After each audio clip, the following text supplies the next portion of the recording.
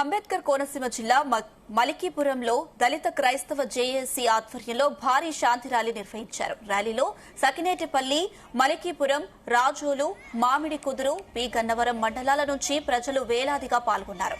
అనంతరం మలికీపురంలో భారీ బహిరంగ సభ నిర్వహించారు.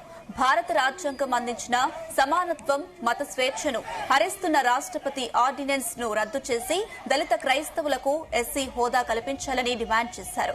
క్రైస్తవులపైన, క్రైస్తవ మందిరాలపైన జరుగుతున్న దాడులకు నిరసనగా భారీ శాంతి ర్యాలీ చేపట్టినట్టు తెలిపారు. ఎన్నికలలో కూటమి ప్రభుత్వం దళిత క్రైస్తవులకు ఇచ్చిన హామీలను వెంటనే నెరవేర్చాలని, రఘురామకృష్ణంరాజు పార్టీ నుంచి సస్పెండ్ చేయాలని చంద్రబాబును డిమాండ్ చేశారు.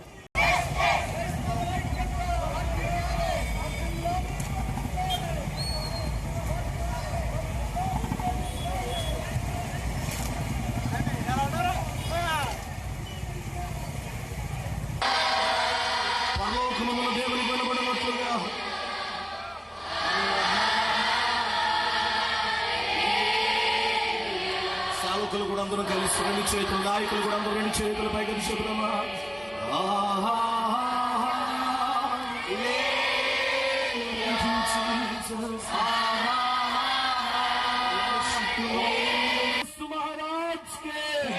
రాజుల రాజుకే ప్రభుత్వాలను సైతం మార్చగలిగిన అతన్నే పార్టీ నుంచి సస్పెండ్ చేయాలి.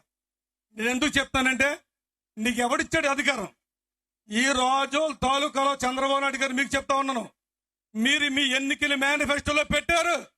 ఈ కూటమి ప్రభుత్వం ఏం పెట్టారంటే, దళిత క్రైస్తవులను ఎస్సీలుగా గుర్తించడానికి మా ప్రభుత్వం ముందుంటుందని మీ ఎన్నికల మేనిఫెస్టోలు మీరు పెట్టారా లేదా?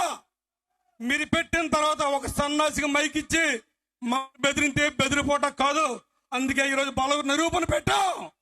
చెప్తాను చంద్రబాబు నాయుడు గారు మీకు మాట, ఈ రోజు నియోజకవర్గంలో క్రైస్తవుల మాల మాదిగలు 7,000 ఓట్లున్నాయి.